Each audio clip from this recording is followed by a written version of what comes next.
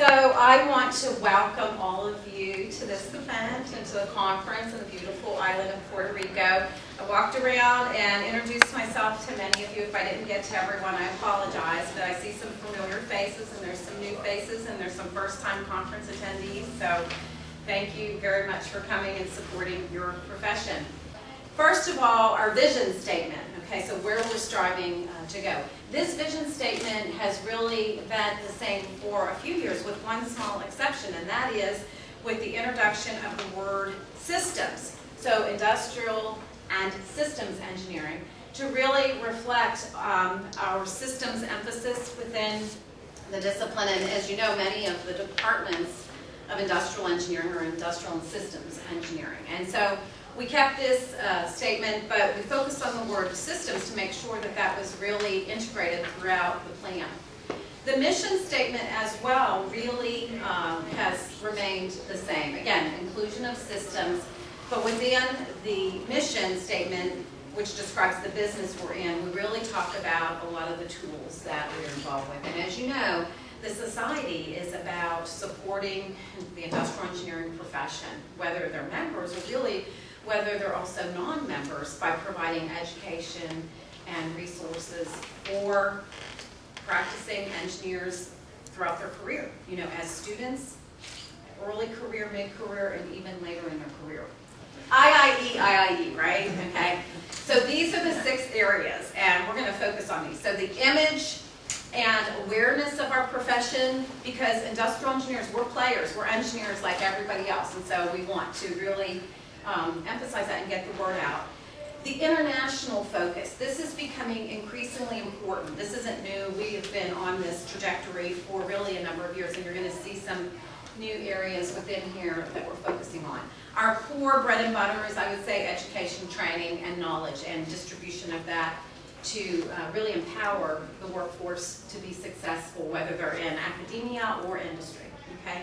Industry participation and involvement of academia. And so our students are the ones we love, you know, we want to nurture them and really help them and get them to grow and be working professionals for us. And then finally, the effective volunteer network and awareness of the profession, okay?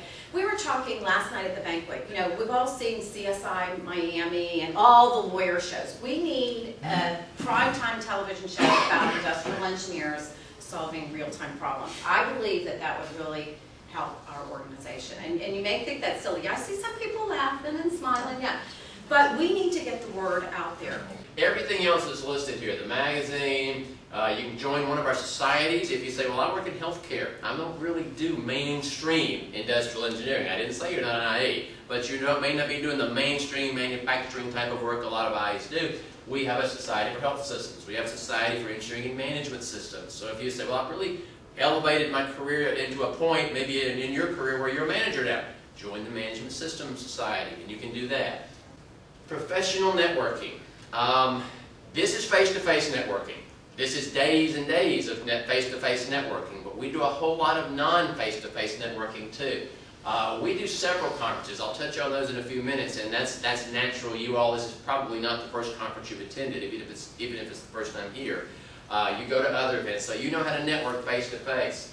Our societies and divisions, that's our technical groups. We have about a dozen specific technical groups: operations research, health systems, management engineering, quality control. So if you're in a specific area or an industry, like construction or something like that, then we have technical groups specifically focused for you, and they do a lot, whether we do over 100 webinars a year. So there's probably a webinar coming up soon about something that you're interested in.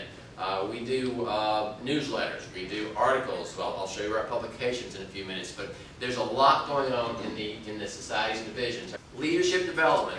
You know, this is one I hadn't thought a lot about, but Doug Robinek, who was our president last year before Kim, really drove this point home. Doug's out of Pittsburgh, and Doug's been very active first at the university and then in his chapter, and working right on up our regional board, up to our board of trustees, up to serving as president. And Doug made the remark to a lot of us through his year as president. He said, it's because of the leadership skills that I'm learning at IIE that are allowing me to advance in my career, first with HB Maynard and now with Accenture.